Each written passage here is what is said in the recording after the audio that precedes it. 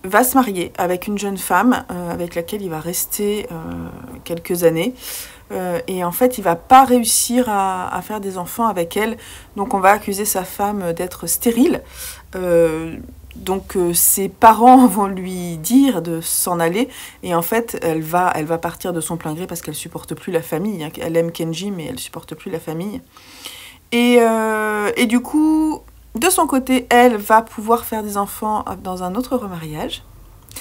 Et donc Kenji se rend compte qu'il est stérile. Et il en a un petit peu ras-le-bol de sa famille, même s'il comprend ce que ses parents lui ont inculqué, comme quoi il faut perpétuer le nom. Voilà. Toute cette histoire est autour justement, de l'héritage, de l'adoption, de la stérilité. Donc c'est vraiment le sujet principal.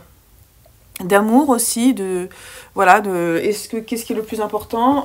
Pardon, j'ai un truc qui... j'ai le livre qui est tombé, tout va bien. Qu'est-ce qui est le plus important? Est-ce que c'est de vivre pour perpétuer son nom avec quelqu'un qu'on n'aime pas forcément? Ou, j'ai mon chat qui est là, ou Pichoun, est-ce que ce qui est important, c'est l'amour? Voilà. Et donc, Aki Shimazaki nous livre à nouveau une histoire un peu dans le même genre que les précédentes. C'est ce que je reproche en fait à la série, hein, concrètement. J'ai l'air malade avec cette lumière, c'est horrible. C'est ce que je reproche à la série, concrètement. Je trouve que c'est bien écrit. Je trouve que c'est beaucoup trop court, que les intrigues sont toujours les mêmes. Le premier, j'avais beaucoup aimé. Et puis en fait, j'ai fait l'erreur de ne pas lire tout d'affilée. Et voilà, donc je ne ferai plus l'erreur, mais je trouve que c'est un peu toujours le même schéma narratif. C'est bien écrit, mais c'est un petit peu sec, selon moi. Après, je comprends, ça plaît beaucoup, et je comprends pourquoi, parce que justement, ça se lit facilement, ça aborde des problèmes aussi historiques, hein. On est quand même, on parle des bombes atomiques, on parle des effets sur les familles, justement parce que on suit des générations. Ce qui est intéressant, c'est de faire le croisement entre les différentes familles aussi, parmi les différents livres. Donc ça, c'est chouette. Je pense que c'est ça qui plaît. C'est une sorte de saga familiale où à chaque fois, on prend un personnage et on trace sa vie, une partie de sa vie. Une grande partie de leur vie, globalement, ouais, toute la vie, je crois, si mes souvenirs sont bons. Enfin, en tout cas, là, c'est ce qui est fait pour Koichi, j'allais l'appeler Koichi parce que je pense à Junji Ito, rien à voir. Mais ce qu'il y a à voir, c'est que c'est japonais. Bref, c'était pas mal, franchement, c'était pas mal. Et vous savez quoi, je vais enchaîner directement avec la suite, mais ça, je vous en parlerai dans ma vidéo sur la fin des sagas. Et je vais être contente de terminer parce que j'en ai marre de laisser couler. J'aurais pu le mettre aussi dans les belles couvertures bleues, hein. Mais non, j'ai décidé que non. Voilà.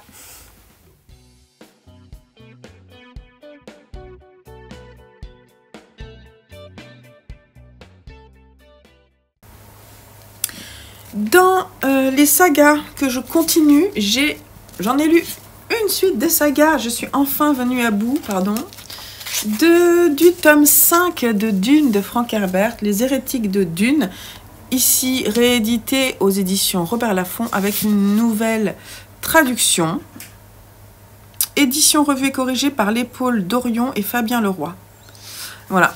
Alors, je ne vais pas rentrer dans les détails de Dune, puisque je pense que quand même, vous connaissez ou vous en avez entendu parler. En tout cas, faut juste savoir que avec celui-ci, on est des centaines, voire des milliers d'années après le tome 4 qui parle du fils de Paul, de Leto, le tyran.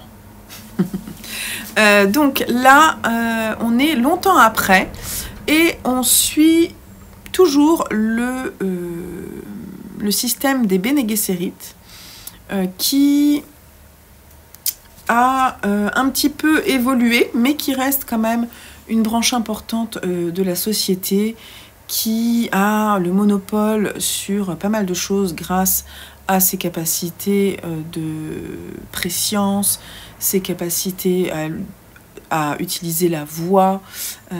Voilà. Là, on va développer le sujet avec des imprégnatrices, des reproductrices, etc. On voit vraiment toutes les différentes classes. on suit plusieurs Bene Gesserit. On suit Tarazza, on suit Lucilla, on suit Audrade, qui sont des Bene Gesserit, chacune avec un statut un peu différent, plus ou moins haut dans ce système.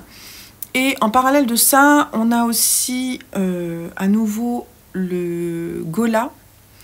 Et le Ghola qui est donc... j'ai pas trop envie de vous en dire parce que vous savez peut-être pas si vous avez lu que le 1. Mais en tout cas, sachez que sur... alors je sais plus sur quel... C'est Gamou, je sais plus la planète où sont les Tleilaxu.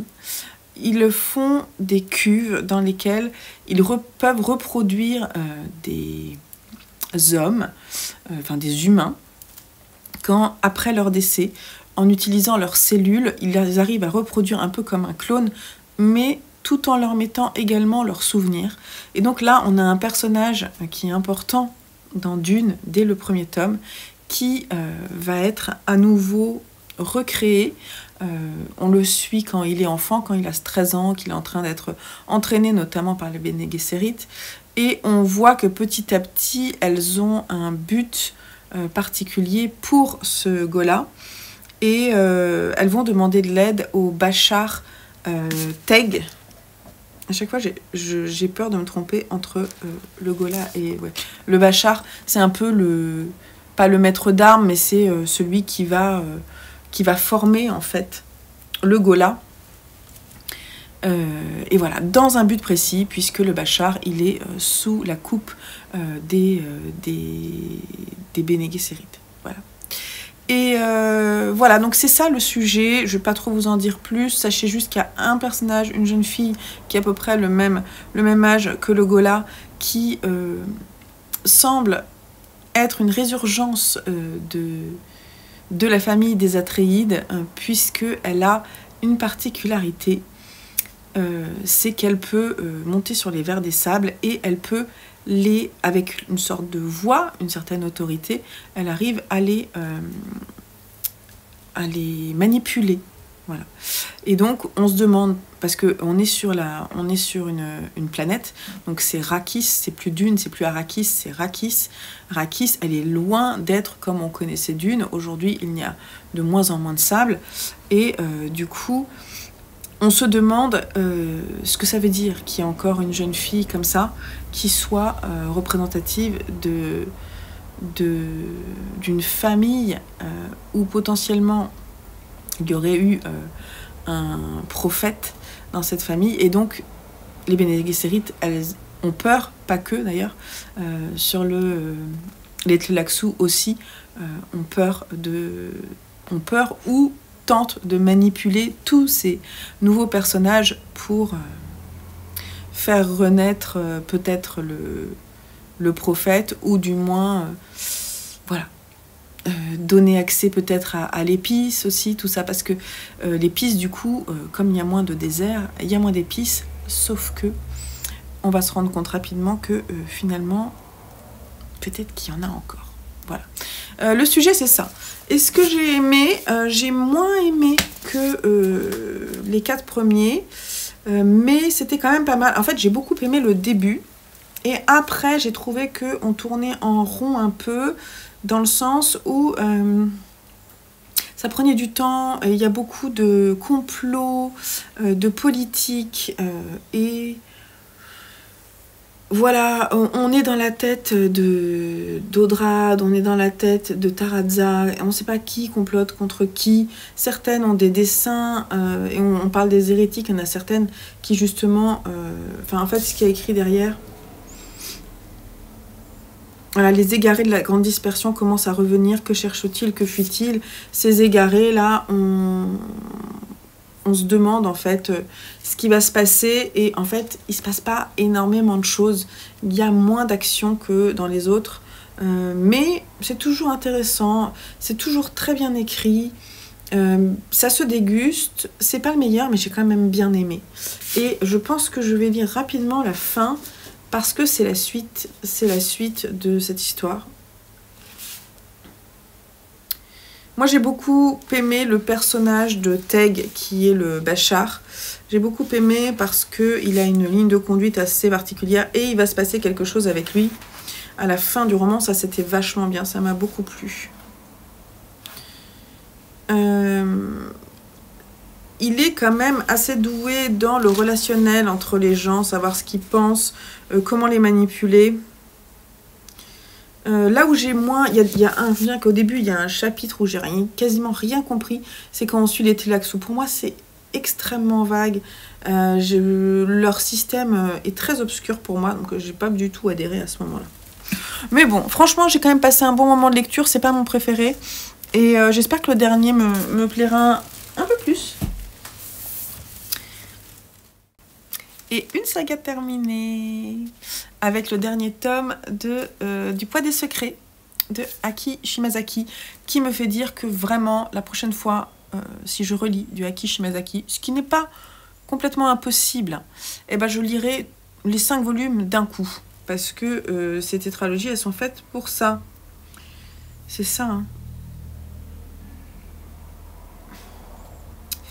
Pentalogie. Parce que tétralogie, c'est 4. Et après, c'est pentalogie, c'est 5. Faut que j'arrive à penser à Pentagone. Bref. Écoutez, c'était pas mal. Franchement, je garde un peu le même avis que le précédent. Mais ce que j'ai aimé, mais qui m'a aussi un peu embêté, c'est que les liens se font dans les différentes histoires. Le problème, c'est que les 3 premiers, je les ai lus il y a super longtemps. Et donc, j'avais conscience qu'il y avait des liens qui se faisaient, mais c'était vague dans ma tête, et ça, c'est un peu dommage. Je pense qu'effectivement, voilà, faut vraiment tout lire d'un coup, sans laisser trop de respiration, de temps entre les différentes lectures. Après, qu'est-ce que j'ai noté ? Voilà, donc là, on suit, je vais vous lire un petit peu derrière rapidement, à la saison des Lucioles, donc Otaru. Lorsqu'elle rend visite à sa grand-mère Mariko Takahashi Tsubaki, qui est en plus le titre d'un des précédents livres, et loin de se douter que celle-ci lui confiera bientôt le secret qui ronge sa vie depuis 50 ans, incapable qu'elle fût de le révéler à son mari. Et c'est vraiment ça qui était chouette, c'est cette grand-mère qui est un personnage qu'on a vu jeune et enfant, si je ne dis pas de bêtises, dans le début de la pentalogie. On la voit du coup évoluer avec ses secrets quand elle était adulte. Et c'était très intéressant. C'est bien écrit. Franchement, c'est un de ceux que j'ai préférés. Avec le Wazenaragusa. Je suis désolée. Je ne sais pas le prononcer. Voilà. Et j'ai trouvé que c'était assez beau. Après, c'est quand même pas... voilà, pour moi, ça ne serait pas un coup de cœur parce que je trouve que les livres sont trop courts, même pour raconter l'histoire d'une vie. Et finalement, le fait de le découper en prenant à chaque fois un personnage de l'histoire, je ne sais pas si c'est ce que je préfère. Mais en tout cas, si vous voulez passer un bon moment de lecture, ça se lit vraiment tout seul. Moi, je les ai lus en 2 fois. Vous pouvez le lire en 1 fois. Hein. Ça fait 120 pages à chaque fois à peu près. Ça se lit très très bien. Il y a beaucoup de respiration. Mais voilà, moi je trouve que c'est... Il manque un petit truc qui fait que c'est plus intense. J'aime quand on parle de saga, qu'on prenne le temps et qu'on prenne le temps de connaître les personnages. Là, le dessin est assez rapide, mais je pense que c'est ce que les gens aiment aussi. Et c'est pour ça que je vous dis que la prochaine fois que je lirai les 5 d'un coup, parce que c'est quand même pas trop mal. Et le poids de secrets, voilà, on parle beaucoup de secrets, des secrets de famille. Donc si vous aimez ça, allez-y, parce que voilà. Mais en même temps, avec de l'histoire. On est au moment de la Seconde Guerre mondiale jusqu'à nos jours. Donc c'est quand même très historique aussi. Et l'histoire qui se passe à Nagasaki notamment, c'est vraiment un sujet important de l'avenir de nos personnages. Donc, c'est présent. Voilà, écoutez, voilà, une première saga terminée. Laquelle je terminerai ensuite? Je ne sais pas. On verra. On se retrouve un peu plus tard.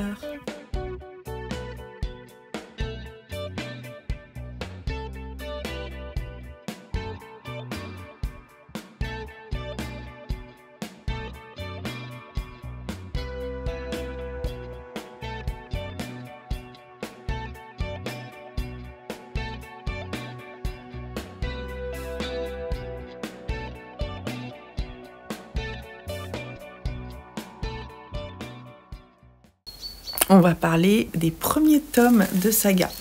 Alors, il y a une déception et une passion naissante.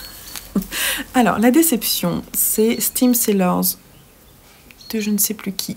On a écouté avec mon fils Steam Sailors, donc, qui est un roman jeunesse d'aventure, avec un aspect fantastique, puisque on navigue avec des pirates dans un héliotrope. C'est un bateau qui navigue dans les nuages, dans le ciel, avec des pirates. Donc c'est comme si c'était sur la mer, mais c'est dans le ciel.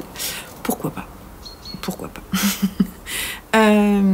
Alors, je vais être assez rapide parce que je n'ai pas grand-chose à dire. Donc c'est l'histoire d'une jeune fille, un peu comme d'habitude. Vous allez voir, de toute façon, c'est toujours le même trope dans les histoires fantastiques jeunesse et young adulte, je trouve. On a une jeune fille un petit peu différente des autres qui... Oui, elle est différente des autres. On la voit au tout début, enfin, on comprend qu'elle était orpheline, si je dis pas de bêtises. Elle a été recueillie par quelqu'un, je me souviens plus, qui était... comment on dit, apothicaire, quelque chose comme ça, et qui l'a formée à créer, en fait, elle a une formation un peu de soigneuse auprès de cette personne-là qui a compris qu'elle était un petit peu différente et qui, dans son enfance, l'a formée à faire ça. Donc, elle sait quand même prendre soin des gens soignés. Et un jour, elle est face à un problème. En fait, elle voit des pirates arriver et qui veulent voler, en fait, des pierres précieuses, des bijoux, des choses comme ça.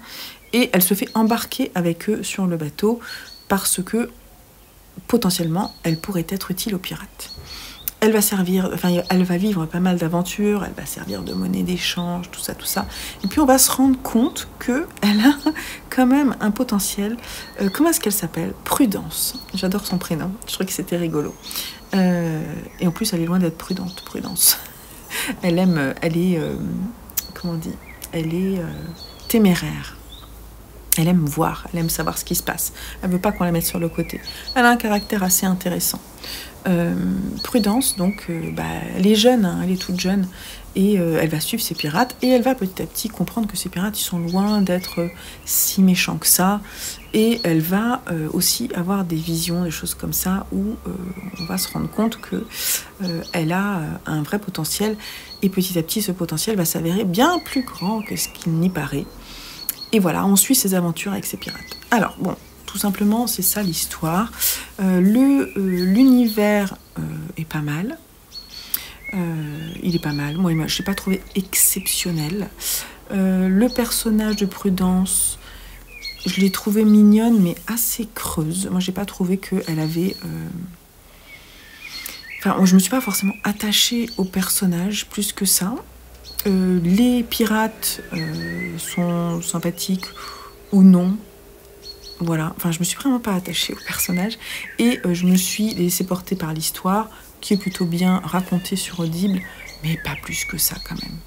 Voilà, donc je vais pas écouter la suite. J'étais un petit peu déçue, je m'attendais vraiment à des péripéties. Bon, il y a quand même des vraies aventures, je pense que ça peut vraiment plaire aux jeunes, mais alors moi du coup je me suis pas du tout senti le public cible, et Joseph, qui a écouté la moitié du roman avec moi, n'a pas plus aimé que ça non plus. Bon, après ça passe ou ça passe pas, moi ça n'a pas été ce que j'ai préféré, voilà, tout simplement.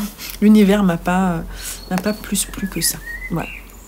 Mais je sais que ça peut plaire, donc je veux pas, c'est juste que je suis passée à côté. Mais voilà, ça peut arriver, c'est pas grave.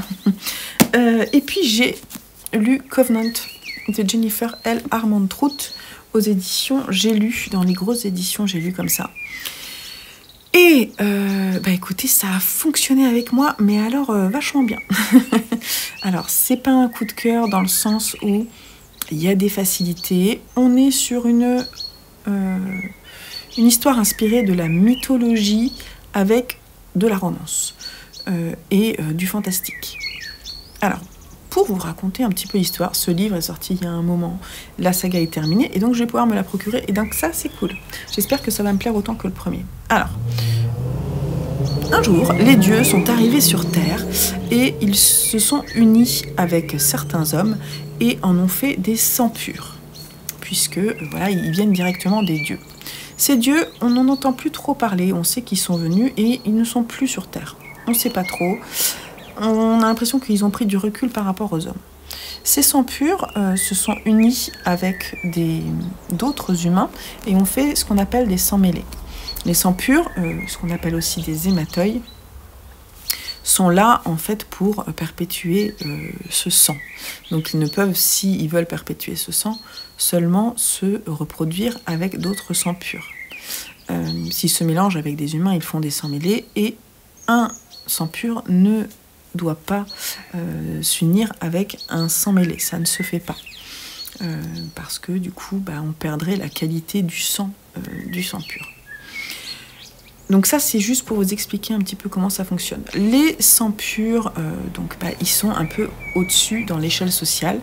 Et les sangs mêlés, ils sont soit des sentinelles pour protéger les sangs purs, soit ils sont relégués à être servants des sangs purs. Voilà. Et quand ils sont des sentinelles, ils sont formés au Covenant, qui est donc cette école des magiciens, en fait, de ces sangs purs et de ces sangs mêlés. On suit une jeune fille qui s'appelle... Comment est-ce que tu t'appelles? Alexandria, surnommée Alex. On la voit au tout début, elle est avec sa mère. Sa mère est une sang pure et elles ne sont pas au Covenant. Elles sont parties 3 ans avant du Covenant. Elles se sont enfuies sans que Alexandria sache pourquoi sa mère ne lui a pas dit. Elle est partie avec sa fille sous le bras et depuis elles sont un peu en cavale pour pas que le Covenant les retrouve. On ne sait pas pourquoi. Alexandria se pose la question. Elle voudrait y retourner parce qu'elle avait des amis au Covenant et qu'elle suivait une formation et qu'en plus, elle aime beaucoup se battre. Enfin, c'est quelque chose qui lui plaît, quoi. Elle avait une voie tracée et elle a beaucoup de mal à se fondre dans le milieu des humains. Voilà. Et elle a du mal à cacher sa force aussi. Et puis un jour, il va se passer quelque chose d'assez atroce qui fait que Alexandria va devoir fuir. Et elle va se retrouver au Covenant. Et au Covenant, il risque de lui arriver de devenir une servante. Et il y a une personne, un jeune homme, Aiden, qui est lui-même sentinelle, qui l'a vu en œuvre, en train de se battre, et qui conseille, qui se propose d'ailleurs, de rattraper sa formation pour qu'ensuite elle puisse réintégrer le Covenant. Et voilà, ça c'est le début de l'histoire. Donc, ce que j'ai aimé, j'ai trouvé que les personnages étaient très bien peints par l'autrice. J'ai trouvé que l'univers était très attirant, j'avais envie de savoir pourquoi ça avait été fait comme ça. J'ai envie de savoir pourquoi les dieux ont fait ça, pourquoi ils se sont unis à des hommes, quelles sont les différences, quels sont les a priori, qu'est-ce qui se cache derrière. Il y a beaucoup de choses qui ne sont pas dites, qui sont cachées. Quand Alexandria revient au Covenant, elle est très en colère. Et on va comprendre que Tati, elle n'a pas forcément raison. Moi, ce que j'ai aimé aussi, c'est que petit à petit, on voit évoluer les personnages. C'est pas le parti pris, c'est pas juste « Ah oui, elle est super, il faut qu'elle fasse ça, tout ça ». Non, elle galère avec sa formation. Elle se rend compte qu'elle a tort. Elle comprend pas trop ce qui lui arrive. Elle est toute jeune, elle a 17 ans. Elle est attirée pas par les bonnes personnes. Et voilà, elle se pose plein de questions. Et cet univers, toutes ces normes sont remises en question. Et j'ai trouvé que c'était très passionnant. Il y a aussi une figure un peu de l'ordre du vampire là-dedans. Et j'aime bien. Parce que c'est pareil, cette figure du vampire, au début, on trace ce qui est dit par rapport à eux, ce qu'on appelle les démons. Et en fait, on se rend bien compte qu'il y a un truc qui est un petit peu différent de ce qu'on pense. Est-ce que ce qu'on pense est vrai ou est-ce qu'on ne sait pas tout?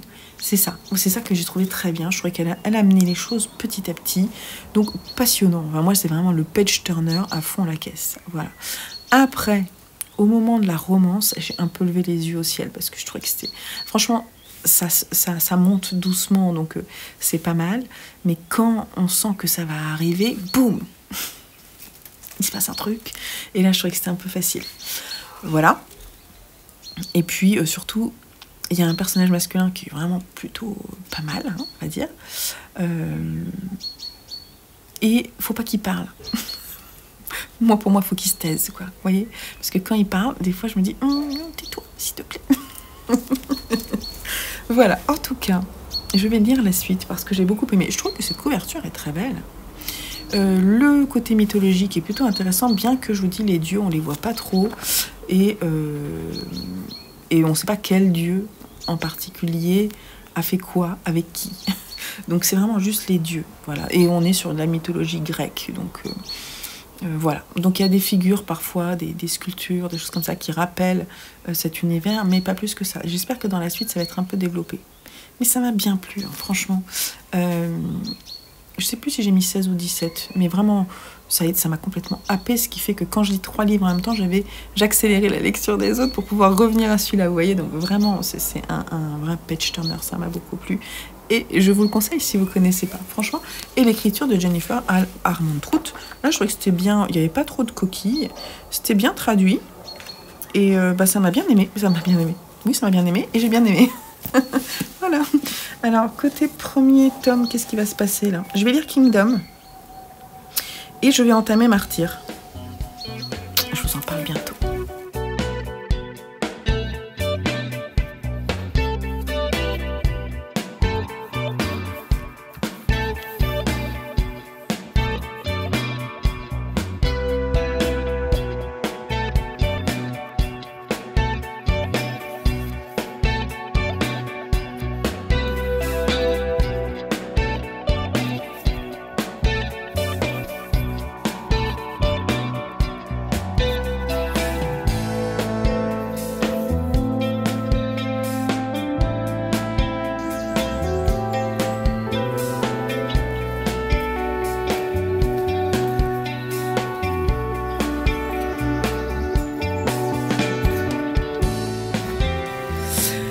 Alors, côté, je continue les sagas, j'ai écouté en livre audio, donc c'est de la lecture audio, le tome 3, Dakota, Court of Thorns and Roses, de Sarah J. Maas, qui était un petit peu plus long et un petit peu plus lent, je trouve. Pardon, j'ai un message en même temps, donc ça retient mon attention. Mais j'ai bien aimé quand même. J'ai fait une pause au milieu pour écouter Tim Sellers, et ça c'est pas bon ça quand on écoute un livre, je trouve, parce que ça a coupé mon rythme d'écoute. Bon, c'est pas grave, hein.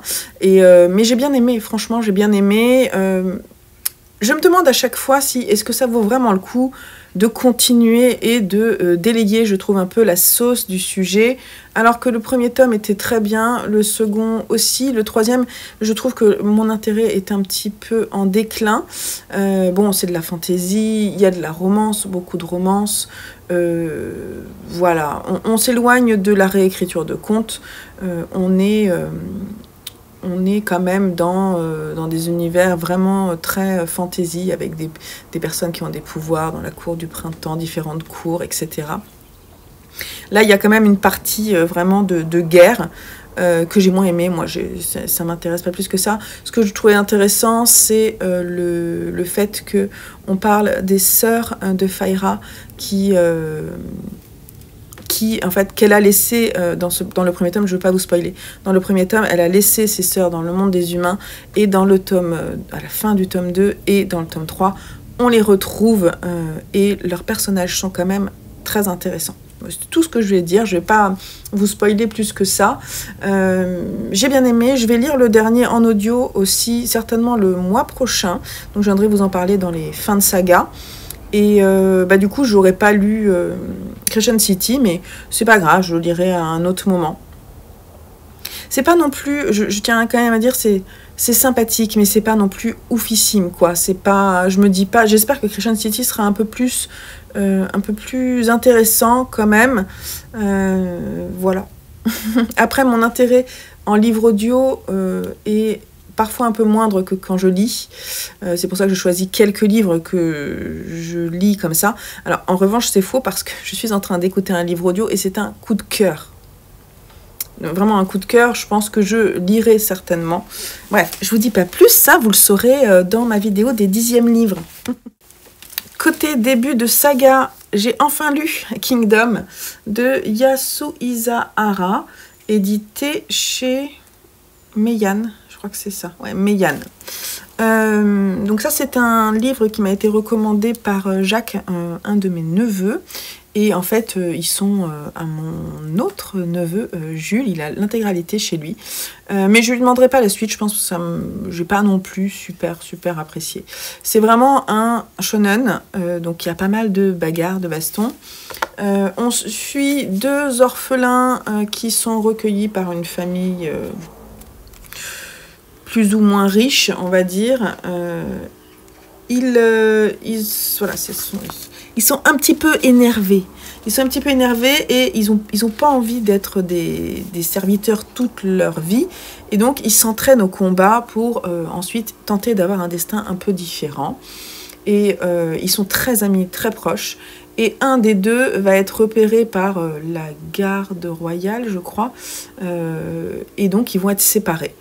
Et à ce moment-là, quand les 2 sont séparés, celui qui est ici, là, va se rendre compte qu'il va se passer quelque chose d'assez terrible pour son copain, plusieurs mois après, et il va essayer d'intervenir. Donc, voilà. C'est ça, c'est le destin de ces deux jeunes gens.